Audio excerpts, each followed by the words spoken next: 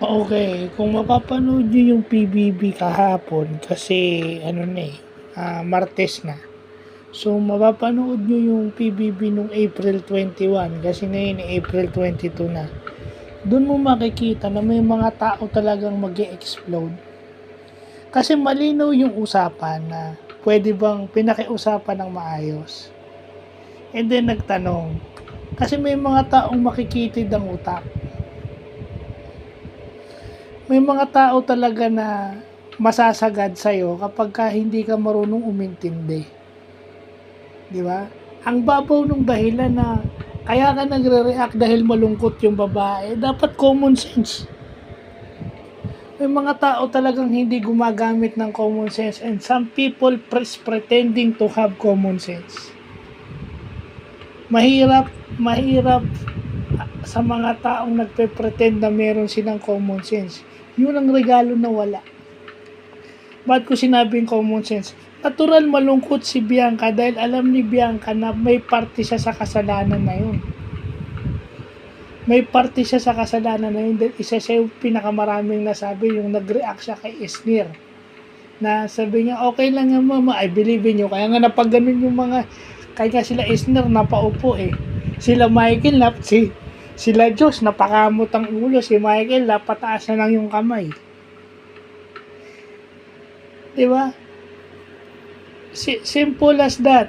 Kaya kayo pinaglalayo ni Clarice kasi baka may tendency na si Bianca ang magsasalita, hindi ikaw. Knowing that Bianca is komportable sa'yo, baka makapagsalita siya. May lumalabas na video na naglalandian kayong dalawa doon sa sofa, di nagsalita kayo, di parte rin yun ng kasalanan nyo na nakita ni Clarice. May video nilabas yung ibang PBB fans sa TikTok na yun na nga, naglalandian yung dalawa, may lumabas na word dito kay Bianca. Although hindi nagsalita si Dustin, but si Bianca nagsalita.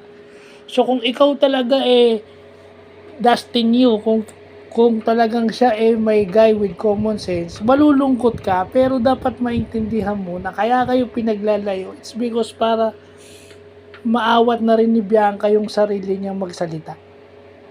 Kasi nga, pag komportable na ang tao sa'yo, pag komportable na ang isang tao sa'yo, hindi maiiwasan niyang hindi magsalita. Lalo na't alam ni Clarice na in love or gusto ka na nito ni Bianca. Ganun lang yung kasimple. May mga tao talaga na I think Esnir brings a valid point. Close-mindedness. Kasama rin naman ako minsan doon, di naman ako exempted doon. Minsan close yung utak natin. Mahirap maging open sa ganun. Parang di ba sinasabihan ka ng nanay, pinasabihan ka ng nakatatanda, nanay, tatay, lolo, lola, tito, tita, ninong, ninang, o kahit sinong nakatatanda. Kahit sabihin mong kapitbahay nyo lang, sinabihan ka. Then, anong gagawin nung napagsabihan? Magre-react. Okay lang sana kung may valid point ka, kaso wala Wala kang valid point. Ang dahilan mo is, hindi ka naman nagsasalita umiwas sa akin si Bianca. Natural, umiwas sa'yo si Bianca para hindi siya makapagsalita at hindi na kayo magkaroon ng violation. Doon sa mga nagagalit kay Clarice, papaboran nyo si Dustin? Wala silang weekly budget. Talo sila sa task. Yung nga yung sinabi, yung walang props, yung walang practice, doon pa kayo natalo.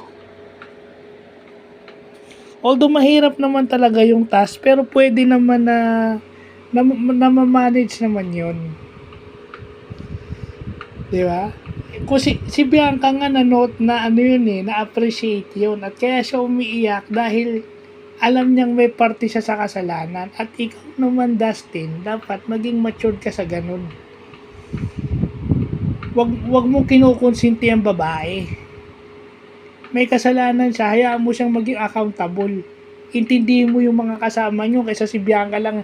Pinoprotektahan mo si Bianca in a wrong way. Pinoprotektahan mo nga si Bianca pero mali naman.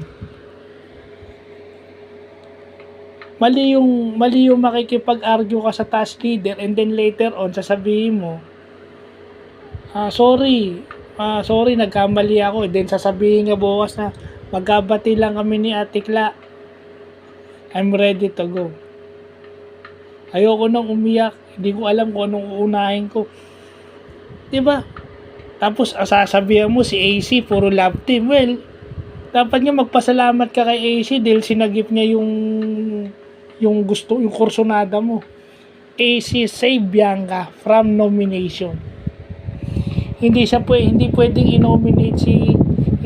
pwedeng i-nominate si Bianca dahil kay AC.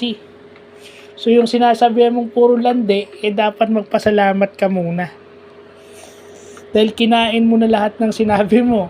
Swerte ka na lang, marami kang fans. So, yun lang po.